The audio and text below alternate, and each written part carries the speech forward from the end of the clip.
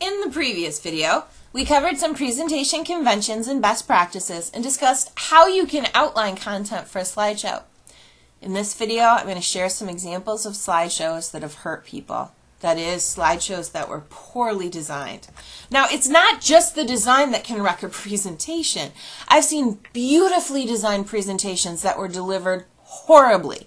I've also seen horrible slideshow presentations that were delivered brilliantly. But design does matter. Good design helps engage audiences, helps viewers remember information, offers examples and illustrations that explain, and help guide viewers across the presentation.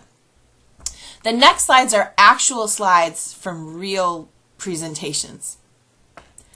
There's nothing inherently wrong with this slide, and perhaps having a slide is better than no slide, but that said, PowerPoint is a powerful tool. If you're going to use it, use it.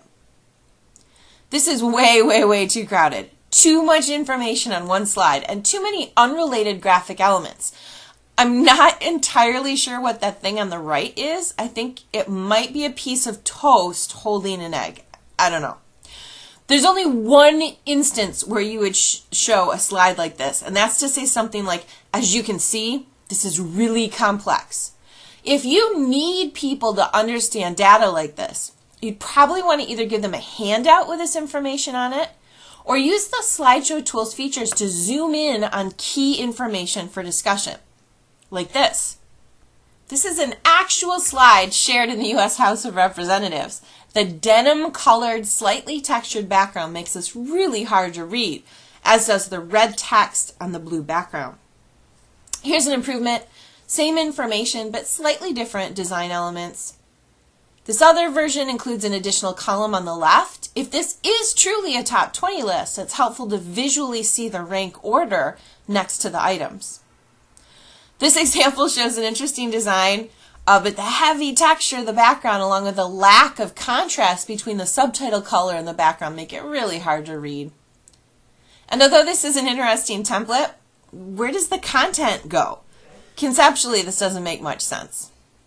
This is an example where paragraphs were clearly copied into a slide without the careful whittling and editing required. The title is also forced into a numbered list that's off kilter from the bulleted list below, making it hard to identify a hierarchy of information. No, just no. Ugh.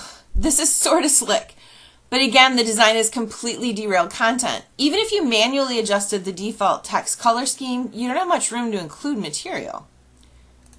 Our eyes don't read this way. Don't rotate text unless you have a darn good reason for making your audience tilt their heads to read. Okay, so just a handful of questionable designs. With tools like PowerPoint, you have the option to use a built-in design template, download a design template from online, or create your own design template. When you launch a new presentation, one of your options should be to use a design template. Some software also has a link built in so you can download more templates from online directly from inside the presentation software. And there are oodles of free downloadable templates online. You can also adjust the design defaults or embed your own design scheme in most slideshow software. A key consideration to bear in mind, though, is if you're building with software like Microsoft PowerPoint or OpenOffice Impress or any others, is that typically font faces, audio files, and video files need to be saved with the presentation. For instance, if I create a presentation on my computer, named it presentation.ppt, and I use specific fonts, my own audio, my own video, but then I only save that presentation.ppt file to a jump drive, if I try to run my presentation from the jump drive on another person's computer, PowerPoint won't know where those fonts or files are and won't be able to show or play them. Same for the media files.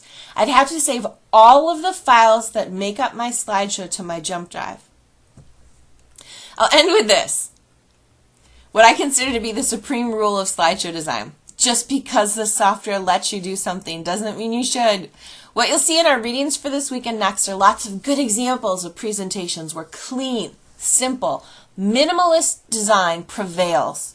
Simple doesn't have to mean simplistic, and sometimes, especially with large screen presentations, simple is better. As for an overall recap, here are a few takeaways from what we've covered. Crafting good presentation takes care.